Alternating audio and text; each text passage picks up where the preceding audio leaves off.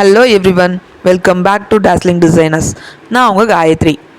இந்த வீடியோவில் நான் ஒரு 18 இன்ச் ஃப்ரேமையும் ஒரு நாடாக ஒரு ஃபெவிக்ரைல் க்ளூ எடுத்து வச்சுருக்கேன். எதுக்குன்னு உங்களுக்கு நீங்கள் தம்ப்லைன் பார்த்துருந்தாலே தெரிஞ்சிருக்கும். நாம் இந்த ஃப்ரேமில் வந்துட்டு இந்த நாடாவை சுற்ற போகிறோம்.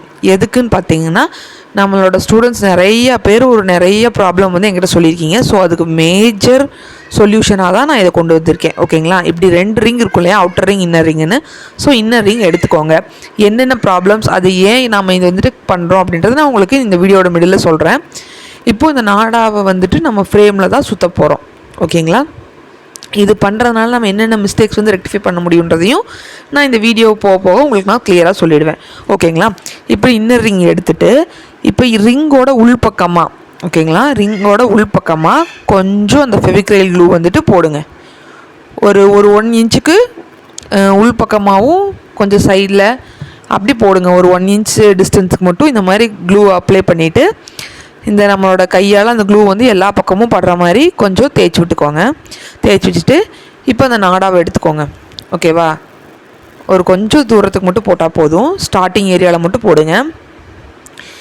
இப்போ அந்த நாடாவை எடுத்து கிராஸாக இருக்க மாதிரி அந்த இன்னர் ரிங்கில் உள்பக்கமாக வச்சு நம்ம கையில் ஹோல்ட் பண்ணி பிடிக்க போகிறோம்.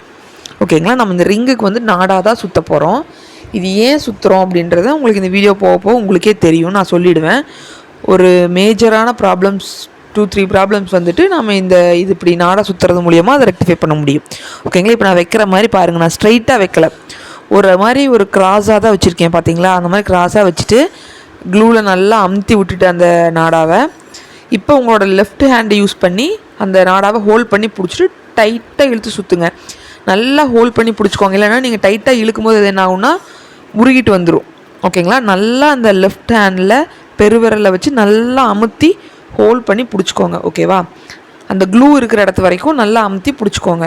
பிடிச்சிட்டு இப்போ பாருங்கள், நான் கிராஸாக சுற்றுறேன். அந்த ரெட் லைன், அதாவது நாடாவோட எண்டிங்கில் நம்ம அடுத்த சுற்றுற நாடாவோட ஸ்டார்டிங் லைன் வர்ற மாதிரி நான் சுற்றிட்டு வர போகிறேன். ஸ்ட்ரைட்டாக சுற்றாதீங்க, இந்த மாதிரி கொஞ்சம் கிராஸாக சுற்றிட்டு வாங்க. ஓகேவா? நல்லா சுற்றி விட நல்லா அந்த லெஃப்ட் ஹேண்ட் பெருவிரலை வந்துட்டு ஹோல்ட் பண்ணி பிடிச்சிக்கோங்க. ஓகேங்களா? அப்போ தான் வந்துட்டு அது உருகிட்டு வராது. ஓகேங்களா? நீங்கள் சுற்றிட்டு போகும்போது உங்களோட லெஃப்ட் ஹேண்டை வந்து நீங்கள் எந்த இடத்துக்கு சுற்றுறீங்களோ அந்த இடத்துல நகர்த்தி கொண்டு வாங்க. ஓகேங்களா? அந்த வீடியோ பார்த்தாலே உங்களுக்கு புரியும் நான் என்ன பண்ணியிருக்கேன் அப்படின்றது. இப்போ ஏன் நாங்கள் இந்த மாதிரி நாடாக சுற்றணும் அப்படின்னு கேட்டிங்கன்னா, உங்களுக்கு தெரியும் நம்மளோட சேனலில் வந்துட்டு நம்ம ஆரி ஒர்க் கிளாஸஸ் கண்டக்ட் பண்ணிகிட்ருக்கோம் இல்லையா.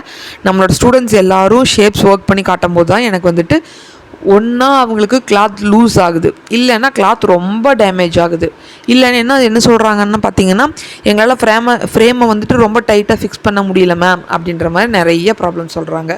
ஸோ இப்படி நீங்கள் நாடாக சுற்றுறது மூலியமாக ஃபஸ்ட்டு நீங்கள் என்ன பண்ணலாம் அப்படின்னு பார்த்தீங்கன்னா, உங்களோட கிளாத் டேமேஜ் ஆகாமல் உங்களால் தடுக்க முடியும். ஓகேங்களா? ஏன்னா இந்த ஃப்ரேமில் வந்துட்டு நிறைய இடத்துல இது மரத்தில் தான் இருக்கும்னு பார்த்துருக்கீங்களா, நிறைய இடத்துல பிசுறாக இருக்கும். அது உங்களோட கிளாத்தை பட்டு டேமேஜ் பண்ண வாய்ப்பு இருக்குது. ஓகேங்களா? ஸோ அதிலிருந்து கிளாத்தை டேமேஜ் காப்பாற்றுறதுக்காகவும் இன்னொன்று என்னென்னு பார்த்தீங்கன்னா, நிறைய பேர்னால 2 ரிங்கையும் ரொம்ப டைட்டாக ஃபிட் பண்ண முடியல, கிளாத் ரொம்ப லூஸ் ஆகுது அவங்களுக்கு. ஓகேங்களா? அந்த ப்ராப்ளமும் இந்த நாடாக சுற்றுறது வந்துட்டு, நாடாக சுற்றுறீங்கன்னா கொஞ்சம் க்ரிப்பும் கிடைக்கும் கிளாத்துக்கு, ஃப்ரேமில் வந்து டைட்டாக நிற்கிறதுக்காக. ஸோ அதுக்காகவும் நம்ம இது பண்ணுறோம். ஓகேங்களா? இன்னொன்று 3வது என்னென்னு பார்த்தீங்கன்னா, நீங்கள் ஃப்ரேம் வந்துட்டு நீங்கள் ஒர்க் பண்ணிகிட்ருக்கும்போது கிளாத் லூஸ் ஆகுதுன்னு சொல்கிறீங்க. ஓகேங்களா? ஃப்ரேமில் ஒர்க் பண்ணிகிட்ருக்கும்போது. ஸோ அந்த இதெல்லாம் ஆகாமல் இருக்கணும் அப்படின்னு பார்த்தீங்கன்னா, நீங்கள் வந்துட்டு இந்த மாதிரி நாடாக சுற்றி யூஸ் பண்ணலாம். ஓகேங்களா? இந்த ப்ராப்ளம்லாம் ரெக்டிஃபை ஆகும். இப்போ பாருங்கள், நம்ம எண்டிங்கில் எப்படி பண்ணுறேன்னு பாருங்கள். நான் அதே மாதிரி டைட்டாக சுற்றிட்டே வந்திருக்கேன்.